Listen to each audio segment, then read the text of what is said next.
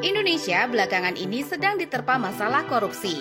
Setelah Presiden terpilih Prabowo Subianto dilantik, kasus korupsi mulai terbongkar.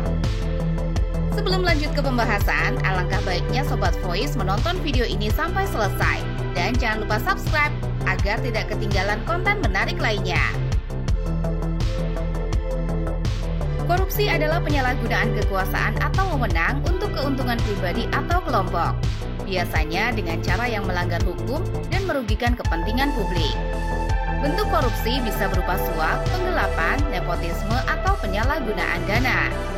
Korupsi sering terjadi di sektor pemerintahan, bisnis, dan organisasi lainnya, serta dapat menghambat pembangunan ekonomi, memperburuk ketimpangan sosial, dan merusak kepercayaan masyarakat terhadap institusi.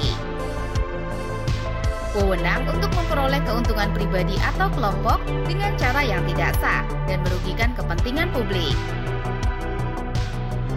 Menurut Undang-Undang Nomor 31 Tahun 1999 tentang Pemberantasan Tindak Pidana Korupsi di Indonesia, korupsi mencakup berbagai perbuatan seperti suap, penggelapan dalam jabatan, pemerasan, kecurangan, benturan kepentingan dalam pengadaan, dan gratifikasi yang bertentangan dengan hukum.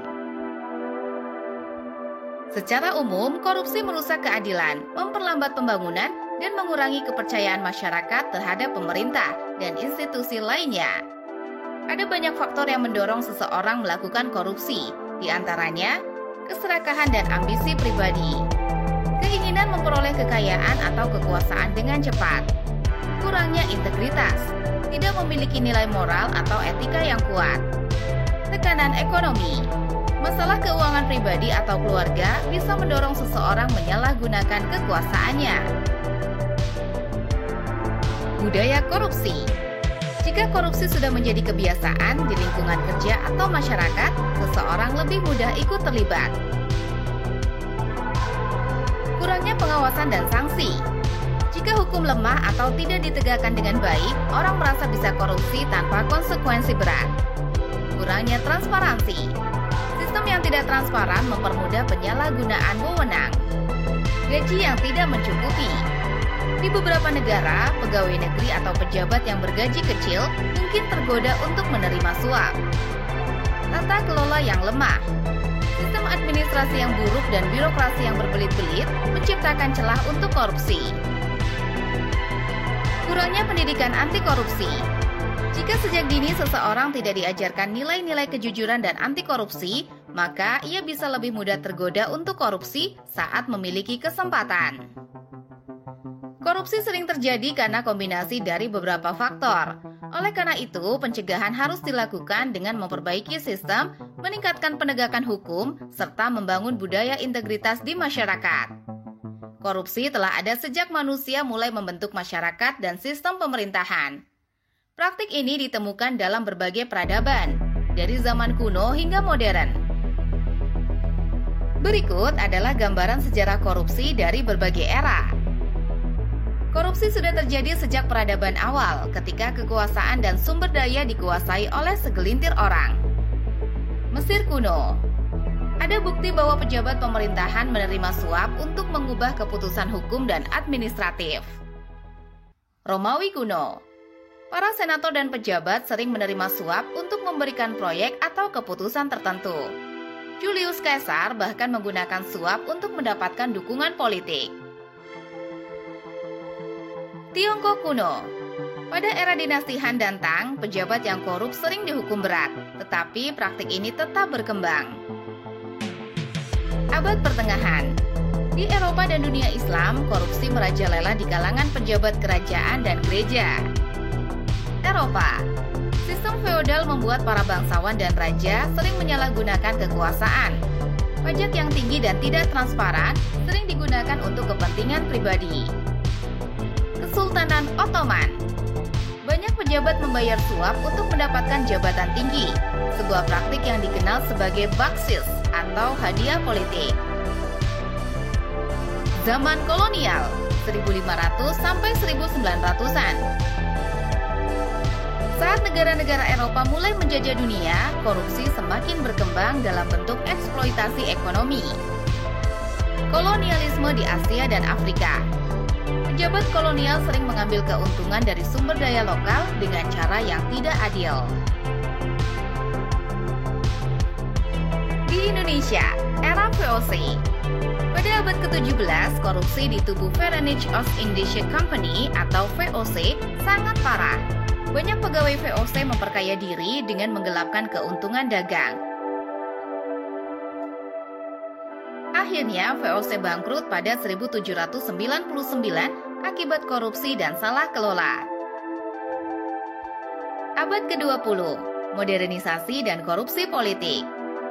Seiring berkembangnya negara-negara modern, korupsi semakin terstruktur dalam sistem politik dan ekonomi. Era Perang Dingin. Banyak negara berkembang mendapat bantuan dari negara adidaya, tetapi dana tersebut sering diselewengkan oleh pemerintah korup. Rezim otoriter. Banyak pemimpin dunia seperti Ferdinand Marcos di Filipina dan Soeharto di Indonesia dituduh melakukan korupsi besar-besaran. Abad ke-21, era transparansi dan anti korupsi. Saat ini banyak negara mulai menerapkan hukum yang lebih ketat untuk memberantas korupsi.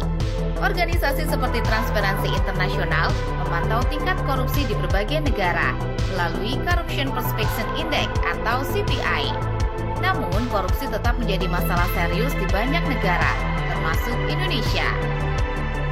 Korupsi terus berkembang mengikuti perubahan zaman, tetapi kesadaran global terhadap dampaknya juga semakin meningkat. Oleh karena itu, reformasi sistem hukum, pengawasan ketat, dan budaya transparansi sangat penting untuk mengurangi korupsi di masa depan. Kasus korupsi pertama di Indonesia secara resmi tercatat pada era awal kemerdekaan, tepatnya pada tahun 1950-an. Salah satu kasus yang sering dianggap sebagai kasus korupsi pertama di Indonesia adalah kasus korupsi kas negara 1950 yang melibatkan pejabat tinggi negara. Kasus korupsi kas negara 1950. Pada awal kemerdekaan, Indonesia menghadapi berbagai tantangan ekonomi dan administratif. Salah satu kasus besar yang mencuat adalah penyalahgunaan dana negara yang dilakukan oleh beberapa pejabat. Kasus ini melibatkan penggelapan uang negara dalam jumlah besar, tetapi sistem hukum saat itu belum cukup kuat untuk menangani kasus-kasus korupsi secara efektif.